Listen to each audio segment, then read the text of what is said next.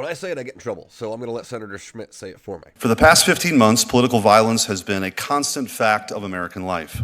We've seen arsons and bombings, armed ambushes and assaults, sniper attacks and mass shootings, riots, and violent mobs on our city streets.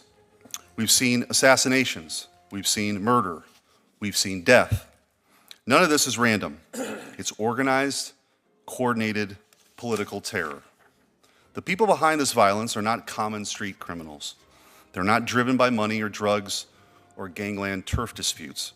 They're determined, militant extremists who wield violence for political ends. They know that their vision would never win at the ballot box, so they've chosen terrorism instead. They know their ideas could not win in the marketplace of ideas, so they shoot up the marketplace. Last year, President Trump survived not one, but 2 assassination attempts. In Butler, Pennsylvania, he escaped a sniper's bullet by a centimeter in a split second. Only weeks later, in West Palm Beach, another would-be assassin camped out for 12 hours in the brush outside of Trump International Golf Club, armed with a loaded rifle, burner phones, a GoPro, hoping to finish the job. Less than 2 months later, a healthcare CEO was gunned down in cold blood on a New York street by a left-wing extremist who called his victim a parasite who had it coming. Within days, left-wing activists had made the murderer a folk hero. In California, they pushed a ballot measure named in his honor. A poll taken 10 days after the murder found that nearly half of very liberal Americans had a favorable view of the killer, whereas just 8% of very conservative Americans felt the same. Then came an all-out war on immigration and customs enforcement. Across the country, federal officers were hunted like prey. They were attacked, surrounded, ambushed, and shot at. Their facilities were firebombed. There were arrests for arson, for assault, for violent threats and doxing, but the violence continued to escalate. On July 4th, 11 members of an Antifa terror cell carried out a coordinated ambush on an ICE facility in Texas. They arrived in 2 vehicles, loaded with semi-automatic rifles, handguns, Molotov cocktails, body armor, and encrypted radios. Their gear was painted with a circle A for Antifa. They detonated fireworks to lure officers out into the open, and then opened fire and kept shooting until their guns jammed. One cop was struck in the neck and critically wounded while racing to respond. Just 3 weeks later, a transgender shooter entered a Catholic elementary school in Minneapolis and opened fire on hundreds of children while they prayed. Dozens were wounded. 2 little children, a 10-year-old girl and an 8-year-old boy, were killed. The shooter marked his guns with slogans like, "Where is your God now?" and posted videos using an image of Christ for target practice. 2 weeks after that, Charlie Kirk was murdered while speaking to students in Utah. The killer told friends and family he did it because Charlie was full of hate. Social media exploded with gloating celebration. Thousands upon thousands of people, journalists, professors, and government employees could not contain their glee that a father of 2 young children had been gunned down in broad daylight. When Americans gathered to mourn him, they were attacked there too. In El Paso, an arsonist set fire to a church holding a vigil in his memory. A week later, a man opened fire into an ABC news station in Sacramento, just days after the network suspended Jimmy Kimmel's show. Police found anti-Trump writings in his car and a handwritten note that read, "Patel, Bongino, and Pam Bondi, they're next." And just last week, an anarchist radical was arrested for placing a $45,000 bounty on Pam Bondi, posting an image of the Attorney General with a sniper dot on her head. The caption read, "Wanted, dead or alive, preferably dead." A week after the ABC shooting, a sniper opened fire on an ICE facility in Dallas, killing multiple people. Investigators recovered shell casings etched with the words, "Anti-ICE." And this month, a man who flew across the country to murder Justice Brett Kavanaugh received a sentence of just 8 years. He brought a gun, ammunition, a knife, duct tape, and zip ties to kill a sitting Supreme Court justice in his own home while his wife and kids were present because he didn't like the way he might rule on gun control or abortion. This is the nature of political violence in America today. It's driven by a system far larger than the people who commit the act itself. We've seen this system in action. We have not forgotten what happened in 2020. 5 years ago, violent mobs burned and looted their way through our cities. The press called the riots mostly peaceful, though. Ivy League academics celebrated them as righteous acts of resistance. The wealthy corporations in the world donated billions to keep them going. Vice presidential candidates bailed rioters out of jail. Prosecutors declined charges. Judges released arsonists and anarchists just hours after their arrests. The same public health experts who banned funerals and shut down churches declared mass protests justified because racism is a public health crisis. Politicians reserve their outrage not for criminals torching police precincts, but for the officers trying to defend them. The largest cities in the nation slashed their police budgets by hundreds of millions of dollars, unleashing a deadly wave of violent crime on a scale not seen in decades, the largest single-year increase in murders in more than a century. The activists on the ground claimed to be revolutionaries fighting the powers that be. But the truth is, they were backed by the full force of the ruling regime. The mobs that torch cities, the radicals who ambush ICE agents, the activists who terrorize judges at their homes, all of them are foot soldiers in the same regime. A regime whose foundational ideology is that we're born either as victims or oppressors, and it is the duty of revolutionaries to impose their vision of equity upon us all. This sustained campaign of violence is explicitly and specifically political. It is motivated by a distinct and fanatical ideology, rabidly anti-American, anti-Western, and anti-civilization itself. It is a worldview that indicts the United States as an illegitimate nation born in evil. By now, most Americans have heard this language. It has dominated our public life for years. These are not fringe ideas any longer. They have not just been tolerated, but actively embraced, repeated, and amplified through the largest megaphones in our country. To my friends on the other side of the dais who may take offense with these categorizations, how often have we heard Democrats praise these radicals for their idealism? How many elected officials have called riots the language of the unheard? The violence stalking our streets today is a feature, not a bug. There is an evil but consistent logic to it. It's the natural and logical result of the ideology itself. If the violent elements' ideals were so praiseworthy, then the system which obstructs their fulfillment is to blame. And why work within a blameworthy system for praiseworthy ends? To these people in this movement, the only acceptable goal is the destruction of the system and its leaders. The central idea of every revolutionary project is that utopia must be achieved through any means necessary. If you truly believe that Charlie Kirk is an existential threat to your safety, and you've bought into the nonsense that words are violence, then silencing him by any means could seem necessary. If you believe that mass migration is an inalienable right, then opening the floodgates to uncontrolled immigration, tearing down the border and attacking those who defend it might look like justice to you. If you believe that America was conceived in murder and built on stolen land, then you feel no moral obligation to respect and obey its laws. If you truly believe the police are the armed enforcers of racist oppression who indiscriminately murder innocent victims in the streets, then you might see violence against an officer as an act of brave resistance. When Charlie Kirk was murdered, one of his killer's bullets was engraved with the message, "Hey fascist, catch." But who taught him that Charlie Kirk was a fascist? Who convinced him, I should say, that Charlie's hate made his murder a righteous act? Who told him over and over again that people who believe what Charlie Kirk believed are threats to our democracy? He didn't invent that worldview. He learned it. as did each and every one of the arsonists, assassins, and militants who came before him. Perhaps the people in power who said these things didn't really believe them, but clearly some of the people who listened to them did.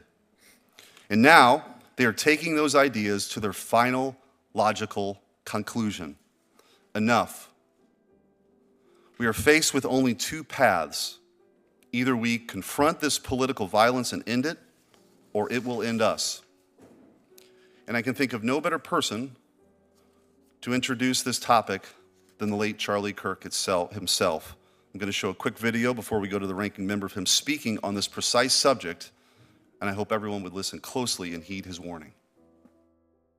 Now on Thursday, more violence from the radical left, this time directed at Turning Point USA and their group on the campus of UC Davis. Here with more, Turning Point USA founder, CEO Charlie Kirk. It's interesting, we were texting, about a week ago, and I kept saying, you know, it takes a lot of courage for you and your group and these young kids to be setting up in these hostile environments on college campuses. And, you know, lo and behold, it's not the first time it's happened, but we'll show the video as you're speaking. Tell us everything that went on. Yeah, it's shocking stuff, and it's a pattern now. We're seeing this happening on more and more campuses. So at the University of California, Davis, our brave Turning Point USA chapter was set to host Brandon Tatum as a Prove Me Wrong event. Goes up, sets a table. Anyone can go and have free speech and dialogue if they disagree. Antifa showed up, full masked, black outfits. They came in, took our gear, destroyed our tables, basically made the students had to flee, and the police did nothing to intervene, nothing whatsoever. Our courageous students had such resolve and fortitude that after this incident happened, they regathered and tried to do the event still about an hour later, but it wasn't the same, of course. This is after one of our Turning Point USA students at University of Texas, Dallas, had a bike lock thrown at her and actually had to be hospitalized for this treatment. Sean, we are seeing a disturbing pattern from the radical left, and we have data to now support it. According to the National Contagion Research Institute, 48% of left-of-center respondents say that it's justified to murder Elon Musk. 53% say that it would be justified to murder President Donald Trump. There are ballot measures in California that are being measured by far-left activists that are being named, I should say, after Luigi Maggioni. We have to take a step back here and ask our question, what's really going on here? There's a deeper thing than just political disagreement. If you are on the front lines like our Turning Point USA students, you are potentially putting your safety, your well-being, and God forbid, your life in jeopardy for simply being a conservative on a college campus. And I unequivocally condemn Mr. Kirk's assassination, unequivocally. I know Mr. Knowles, you're very, very close to him. I know Senator Schmitt was very, very close to him. And I know millions of Americans were inspired by him. I condemn that. Let me be clear. I condemn that killing. If all political violence is wrong, is evil, is corrosive, the debate about where there's more on one side or the other, I don't see how that helps us get anywhere. The ranking member suggested that we condemn political violence, which surely we must all do. But then he suggested that we not try to pinpoint exactly which side the violence comes from. This seems to me confusing and misbegotten, as one cannot solve a problem if one does not know where the problem lies. In light of the murder of my friend Charlie Kirk by a leftist assassin, I am gratified to see that at least some members of our federal legislature are now confronting the consistent and escalating pattern of left-wing terrorism in the country. Lest I be accused of partisan invective, on September 23rd, no less an emblem of American liberalism than The Atlantic magazine published an article citing a recent study from the Center for Strategic and International Studies, admitting that the left is more violent today than the right. Less honest liberals, including members of Congress, continue to deny this fact. Democrat Congressman Seth Moulton, for example, reacted to Charlie's assassination by blaming the right. Congressman Moulton claimed that 3/4 of political violence in the United States comes from the right, while only 4% comes from the left. That claim struck me, as it probably does many of you, as suspect. So I looked into just a few recent examples that came to mind of prominent left-on-right violence. The Covenant School Massacre in Nashville, in which a trans-identifying shooter murdered Christian school children after outlining her ideological motivations. According to authorities, there was no ideological motive there. Go figure. the Black Lives Matter riots, overtly leftist demonstrations that left dozens of people dead and over $1 billion worth of property damage. Likewise, those fail to show up on registers of left-wing political violence.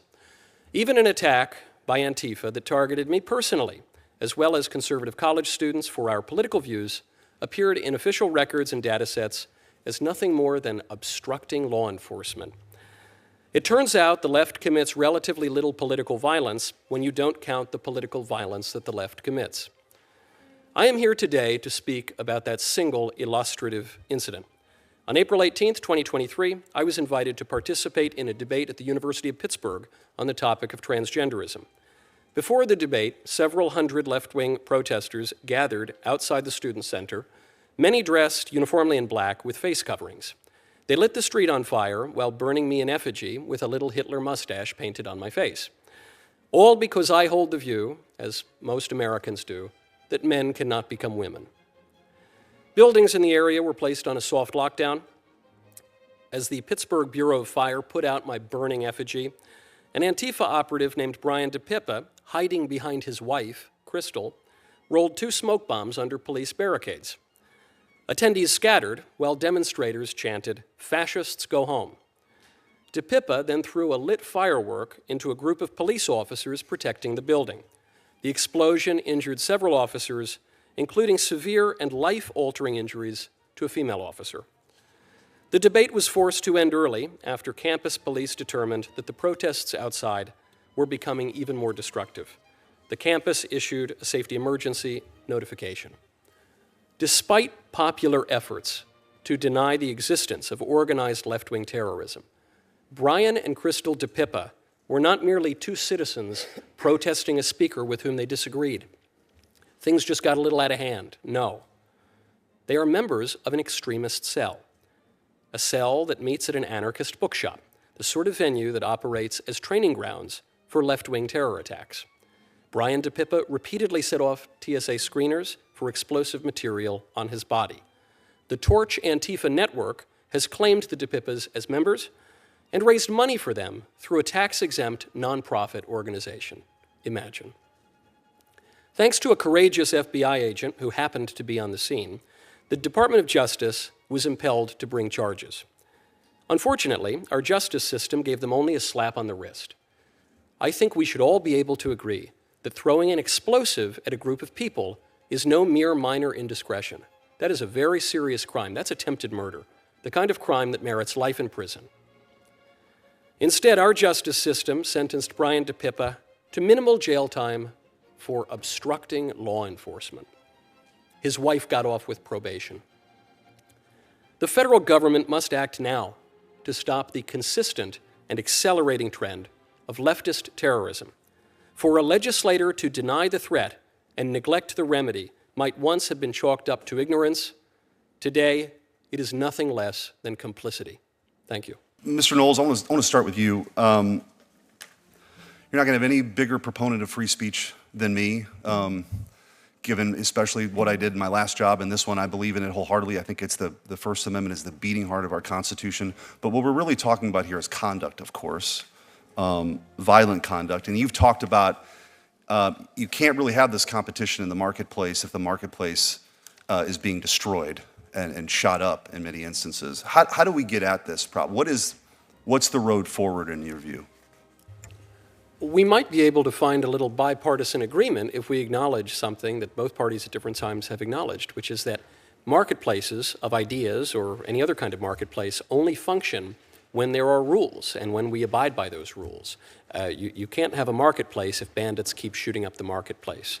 And this is why it's so important to identify where the threats to the marketplace have really been coming from. Have we seen left-wing speakers shouted down on campuses? Have we seen left-wing events interrupted by terrorists? Rarely so, if ever. I can't think of an occasion. I am amused that Senator Durbin began by warning against pointing to one side or the other, making this a partisan issue, before beginning one of the most partisan invectives that I have ever heard.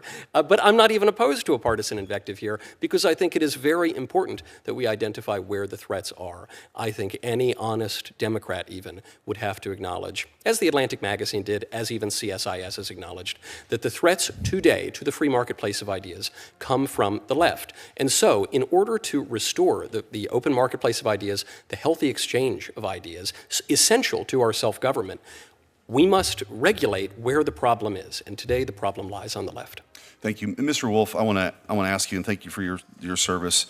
A common refrain is that Antifa is an ideology, not an organization.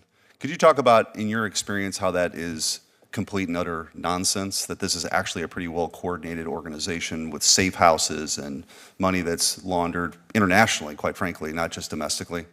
Yeah, well, I think we've seen that across the country. I think the indictment by the Department of Justice in Texas talks about the Antifa cell there in North Texas, about how they do coordinate, how they do pool their resources. I saw it firsthand in Portland, although it was very difficult to prove at the time. Those types of anarchists and others there being well organized, being well funded, being resupplied daily, not that they were doing that themselves, but that they had help. And so as you look across the spectrum here, is Antifa like other organizations? Does it have a hierarchy and an org chart and everything else? No, it's very different. But that doesn't make it any less dangerous. That doesn't say, and that shouldn't mean from a law enforcement perspective, well, let's not actually investigate. Let's not actually start to look at who these individuals are, how they're organized, how they're funded, how they're financed. Just because they're decentralized doesn't make them any less threatening. Thank you. Mr. Scheidler, I'm going to go to you and pick up on that point because you alluded to it in your testimony.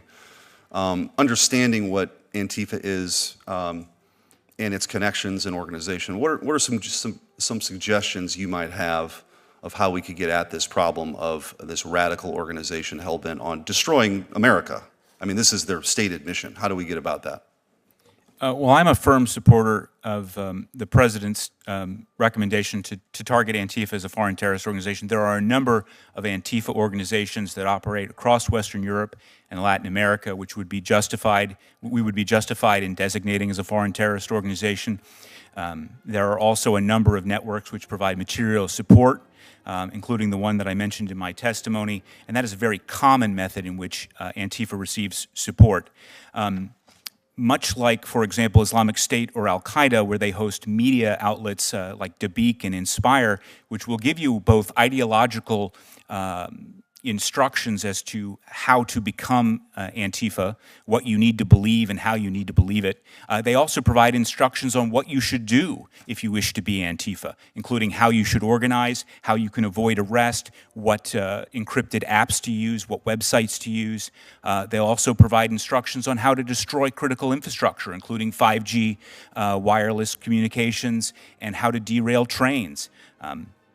As, for example, the website It's Going Down did in a case that was related to two anarchists in the Pacific Northwest that derailed a number of trains in which the federal government was able to achieve a conviction. So these networks can be targeted for engaging in material support for terrorism. We are not talking about speech. We are talking about manifestos describing how to overthrow the government and how to do that with violence. Thank you. And President Trump has designated Antifa as a domestic terrorist organization, and I've written to Secretary Rubio for the foreign terrorist organization, and we'll see what happens with that. I hardly need to expand upon the violence that has recently been committed on campuses across the country. Most notably and prominently of late, Charlie Kirk was assassinated not too far from where I live in Utah, at Utah Valley University. That assassination occurred amidst many of the developments that you've referred to in your opening testimony. And it arose in the context of a public debate he was holding in a public forum, specifically about some political issues. Now, while that conversation, that investigation remain ongoing, there is a lot of circumstantial evidence suggesting a political motivation for this attack. Can you help this body understand the violent tendencies inherent in some of these ideologies that are prompting a lot of this violence? I certainly can. Thank you, Senator. Charlie was probably the most prominent proponent of civil and gracious dialogue in the entire country, and they killed him for it. Because there is, in a certain type of left-wing ideology, the belief that ideas don't really matter and that we're really just warring groups that must clobber each other over the head, which is why you're seeing the increased violence there. I think you saw this not only in the horrific assassination of Charlie, but in the reactions that came afterward. As the scene was unfolding, a Democrat analyst, Matthew Dowd, on MSNBC, the left-wing cable outlet, blamed Charlie Kirk. He said, quote, "Hateful thoughts lead to hateful words, which then lead to hateful actions." The New York Times reacted by publishing the assassination-related musings of Hassan Piker, a prominent left-wing streamer who has suggested the assassination of Senator Tom Cotton and who has said, quote, of conservatives, "Kill those mother effers, murder those mother effers in the street, let the streets soak in their effing red capitalist blood." I could go on and on with the reactions. We all saw it, and they're reflected in other public opinion surveys relating to approval of violence. So it would appear that this is not merely a matter of some fringe actors, some extremists who simply have an emotional problem, as has been suggested here today. This would seem to be clearly an ideological issue at every level of the American left, which needs to be addressed accordingly, or else we're just twiddling our thumbs. We are not doing anything to solve the problem. Now, if those same things arose in the context of someone in the right-of-center universe, what would be the reaction? Would there be a self-correction in place, set in motion as a result of the media response? There is no question, Senator. When I think of right-wing political violence, the clearest example we can think of in recent memory goes back about 30 years. It was the Oklahoma City bombing, and it was a little confusing, but we could place it on the right.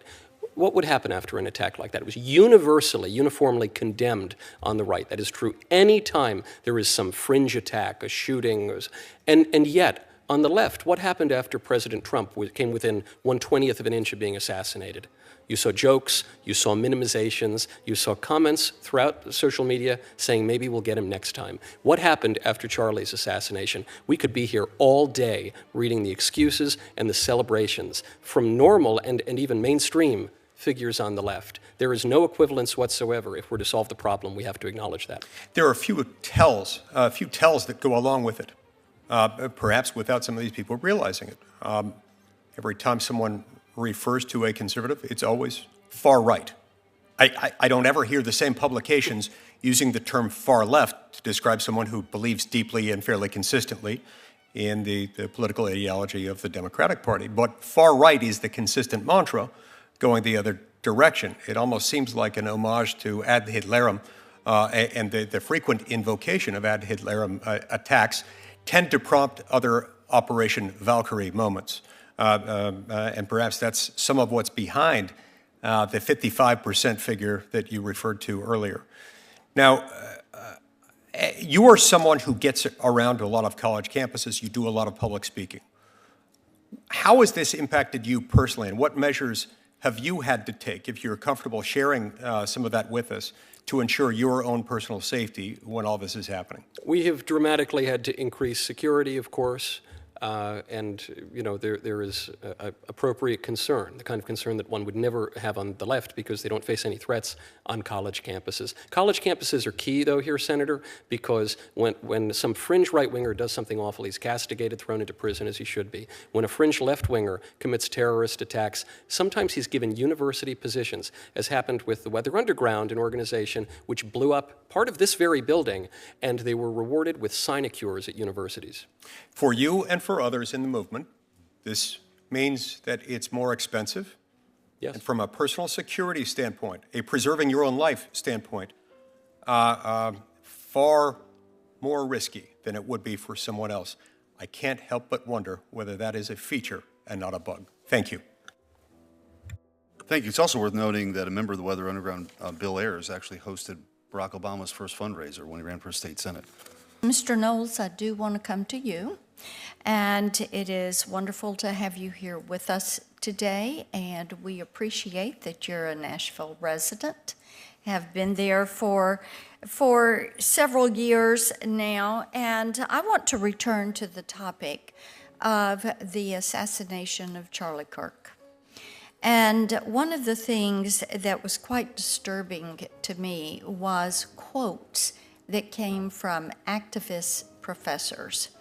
And we had in Tennessee 3 professors that made just horrendous statements. 2 have been terminated. 1 is going through a termination hearing at this point. An assistant dean at MTSU posted on Facebook, "Looks like old Charlie spoke his fate into existence. Hate begets hate. Zero sympathy." There was an assistant professor at the University of Tennessee, and their post referenced Charlie Kirk, and it was, "The world is better off without him in it, even those who are claiming to be sad for his wife and kids. His kids are better off living in a world without a disgusting psychopath like him and his wife." And then an English professor at Cumberland University posted on Facebook, "Crying about a Nazi getting shot while staying silent about the school shooting in Colorado today is peak Republican." Now, I believe that people that praise violence should not be anywhere near our children. I do not know of a parent that wants their child to be receiving instruction from an individual who glorifies and applauds brutal murder and the murder of a husband, a father, the murder of someone who believes, like me, that our nation has been kept free because we believe in robust, respectful, bipartisan debate. And I would like for you to talk for just a minute about what is happening in higher education and the role that seems to be playing in some of this violence and violent rhetoric. I think you make a marvelous point, Senator. You cannot possibly expect a parent to send their children to a school where the professors might endeavor to kill half the students. It would be like going to a restaurant with the assumption that the waiters want to poison half the customers or something like that. You can't go to a hospital where the nurses want to kill half the patients. It's just, you cannot operate a society that way. That is obviously beyond the pale. And if you are to permit that kind of speech into the marketplace of ideas, it doesn't have the effect of expanding the marketplace of ideas. It actually shrinks the marketplace of ideas. This is why the First Amendment obviously prohibits things like direct threats or obscenity or fighting words, because these are forms of speech that actually undermine rational discourse. I think Senator Booker made a good point just a moment ago when he said we have to self-examine, we have to be introspective. And I can't help but think of a line today. Jay Jones has the vision, commitment, and integrity to keep families safe and make sure every Virginian gets a fair shake in the justice system. I'll be working every day to ensure Jay wins this race. That's the endorsement of Senator Booker for a man who would seek to be the Attorney General of Virginia. This is a man who, if people have not been reading the news, has called for a Republican to be murdered, for his children to be murdered, for the children to die in their mother's arms in order to persuade the Republican to change his policy views, and a man who says that he would urinate on the graves of multiple Republicans. Senator Booker, in this spirit of introspection, is standing by this endorsement. So I suppose I would invite, well, perhaps I should have looked, because Senator Booker has left the room, and I think I can guess why. Senator Booker, I think, should practice what he preaches, because this is the kind of moment. You cannot have a professor who wants to teach students and is going to desire to kill half of them. You certainly cannot have law enforcement officers who would engage in this kind of violent rhetoric against half of their constituents. So long as anyone stands by an endorsement such as that, their words are meaningless. They are shedding crocodile tears on the topic of political violence. I find it just so astounding that we have professors that continue to be in classrooms and hold such views, as I put on the posters, behind me, and that parents are then having to address those issues with their kids. Thank you, Mr. Chairman. Mr. Braniff, can I just start with you? Actually, just want to follow up on something you were just saying to Senator Padilla. So I wasn't quite clear from your answer to him. You're anti-doxing or pro-doxing? Anti-doxing, Senator. So, and you were talking about norms, that we're struggling with norms now around the internet and what is public and what not. Did I hear that correctly? Yes, Senator. So what would you say about elected officials who are actively doxing federal law enforcement agents? Senator, I'd say that's problematic behavior. Yeah, I'm glad to hear you say that. Well, let's just be a little more specific. The doxing of ICE agents, the doxing of Border Patrol agents that elected members of Congress have engaged in. Do you think that's a norm that ought to be encouraged? No, Senator. Would you condemn it here today? I condemn anti-democratic behavior that puts individuals at risk when there are alternatives. Well, I'm sorry, what does that mean? Does that mean no, not really, or what? You're saying it's wrong to dox these people or not? Yes, Senator, I'm saying it's wrong to dox individuals instead of using normal order, policy debates, civil discourse, voting to address differences in a democracy. Good. Okay, good. Well, I'm glad to hear you say that. I think that's important, and I think that your point about norms is well taken. But I've been shocked just on the doxing question. I've been absolutely shocked to see elected members of this body and of the House of Representatives actively advocating for the doxing of federal law enforcement officers and then doing it. Some of them posting information about ICE agents, trying to post their pictures online, trying to post where they live online. I mean, that's unbelievable.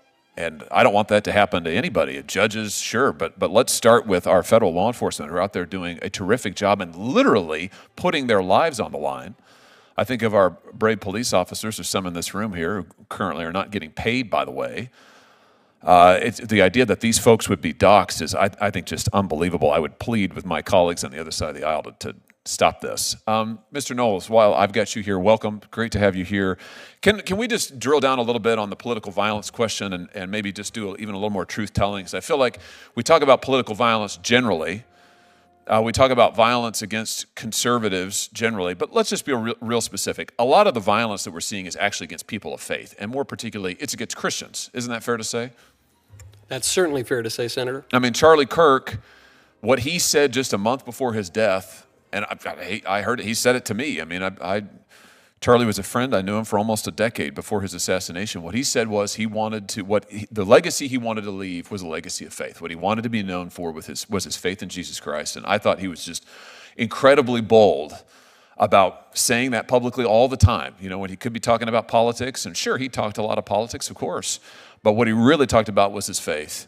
And you can't tell me that did not play into the reason that he was killed. Let's look at some numbers, though. Here's the Center for Religious Liberty. These are some recent stats. The most recent stats that we have for the year 2024, 415 separately reported instances of acts of violence against churches in the United States. We're talking now about arson, bomb threats, firearm incidents, and shootings, as well as vandalism more broadly. The Biden administration prosecuted about 0 of these particular threats in their time in office. What do you think it says that we're seeing this massive uptick in violence against people of faith, against Christians? I mean, what's the reason for this, do you think? Cardinal Manning wisely observed that all human conflict ultimately is theological. A lot of our big policy debates in recent years have really been anthropological and religious in nature. What is a man? What is a woman? These kinds of questions. And there is no doubt, Senator, that the attacks, widespread and increasing, on churches has been underreported and ignored in some cases entirely. You know, there's been a lot of dispute over where the violence lies, on the left or on the right, and we've observed, now it seems, I think, indisputable that it's mostly on the left, but in earlier years, it has been observed that a lot of incidents just don't appear on the registers. And 2 of the most prominent that come to my mind recently, the Covenant school shooting, in which a trans-identifying killer massacred Christian children when they were at school, and of course the Annunciation school shooting, another coincidentally trans-identifying shooter, killing school children. The fact that these were shootings related to churches, related to faith, is no coincidence at all. And the fact that Charlie Kirk said that what he most wanted to be remembered for was his faith is no coincidence either. He was absolutely right, and that's the heart of the matter. Let me, I'm almost done, Mr. Chairman. I know my time is nearly at an end, but I just want to press on this point. What message do you think it sends, Mr. Knowles, when our own government implicitly encourages this kind of anti-Christian animus? And I'm thinking in particular of the infamous FBI memo in which the Biden DOJ and FBI attempted to recruit informants into Catholic parishes, in particular traditional Latin Mass Catholic parishes. This is our government now effectively telling the world, you know, we think these believers are kind of crazy. I mean, we think they need to be spied on. These people need to be watched. You know, we need informants in the choir. We need them in the pews. We need them at Mass on every Sunday. What kind of a message do you think that sends when our own government is attempting to spy on people of faith and put spies into pews in churches? 4 words, Senator. The message is, don't go to church. And coincidentally, I'm here today to testify about this event at the University of Pittsburgh when Antifa threw an explosive during one of my events. The FBI reached out to me afterward. They asked if I would speak, and I said no, because the story had just come out that the FBI had been infiltrating Catholic parishes under the Biden administration. We know that the DOJ had been prosecuting nuns, had been going after pro-lifers, had been going after Christians broadly, and I couldn't take that risk. A damning fact about how our government has operated and the position of Christians in the United States. I just want to leave everybody in the room and watching this with one more picture of Mark Houck.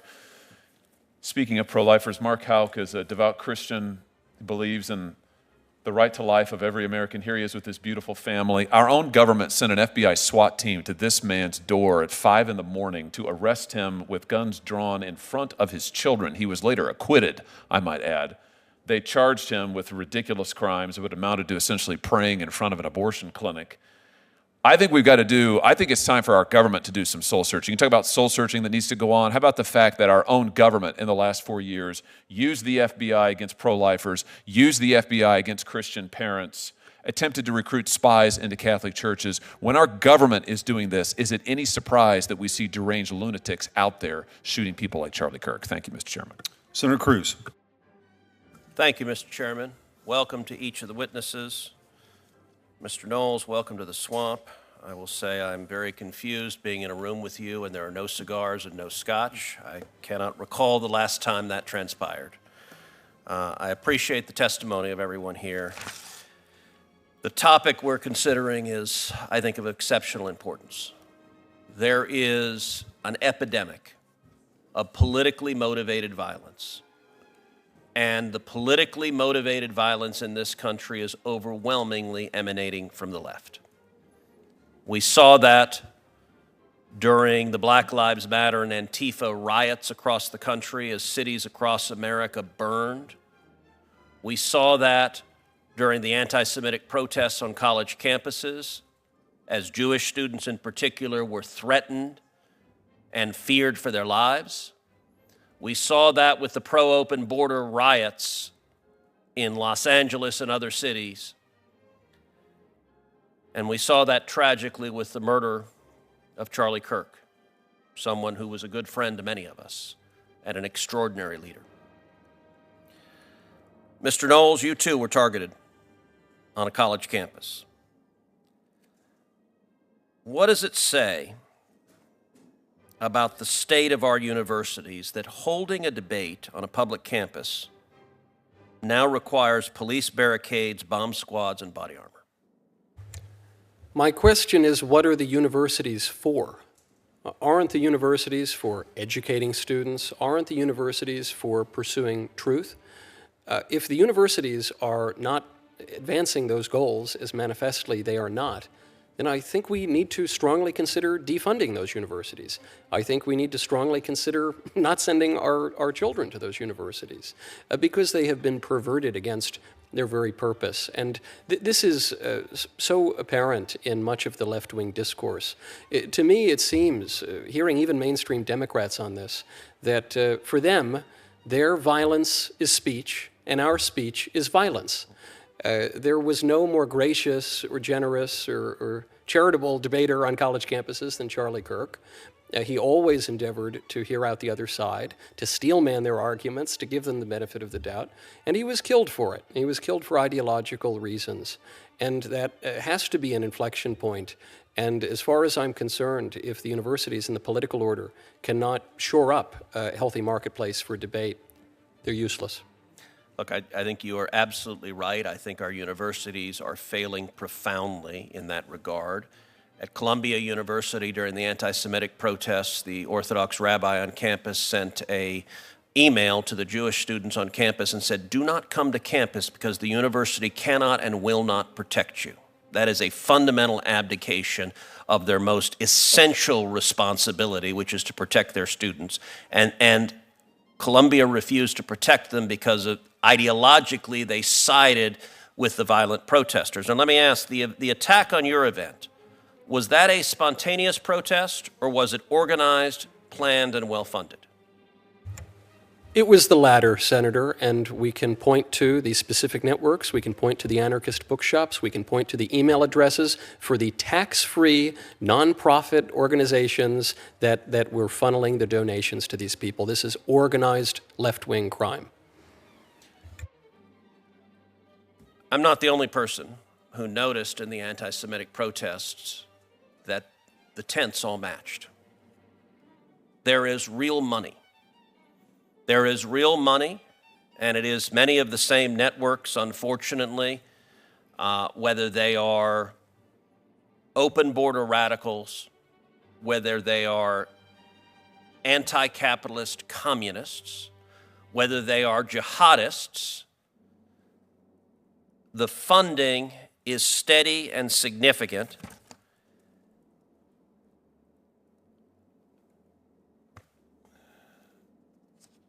Mr. Wolf, in 2020, under your leadership, DHS officers stood on the front lines in Portland, facing more than 100 consecutive nights of siege against the Mark O. Hatfield Federal Courthouse. Officers were assaulted with commercial-grade fireworks, lasers, and Molotov cocktails. Were those random outbursts, or were they coordinated, resourced operations with strategy, logistics, and financing behind them? Oh, without a doubt, Senator, they were coordinated. I had the chance to visit Portland during the middle of that 100-day period, and from the Hatfield Courthouse where I was, you could see into the park below tents, a lot of them, a lot of tents. And I asked my federal officers at the time, what's in the tents? They said, well, we don't know. We can't go over there. The Portland police won't help us understand what's going on over there. We eventually sent an undercover agent there, and his response was, it's weapons, it's munitions, it's a variety of different things that get resupplied almost on a daily basis. Wow. So yes, organized. These same checkbooks are funding the chaos in Minneapolis, in Portland, in Los Angeles. It's why I've introduced the Stop Funders Act. The Stop Funders Act adds rioting as a predicate offense to RICO to enable the Department of Justice to use the full tools that have been directed at the mafia to go after the corrupt enterprise. Because at the end of the day, the thug who is engaged in violence is committing criminal acts, but the billionaire who is trying to tear down this country by writing checks to fund it bears, in many ways, far greater responsibility. Mr. Wolf, in your judgment, would passing the Stop Funders Act, adding rioting as a predicate act to RICO, assist DOJ in going after and stopping these coordinated, politically motivated acts of violence? Yeah, absolutely it would. And happy to say that America First Policy Institute has endorsed that piece of legislation as well, because you have to understand where they're getting their finance, where they're getting their backing. And if you can't use the resources that the Department of Justice should be using, it's going to make it very difficult. In 2020, we simply ran out of time before we left office in 21. It's my understanding the Department of Justice and FBI are looking into this financing. So giving them additional quivers in their bag, I think would be very good. Thank you. Thank you, Senator Cruz. So I want to thank all the witnesses for being here today and for your testimony. Written questions for them may be submitted for the record until Tuesday, November 4th at 5 p.m. And with that, this hearing is adjourned.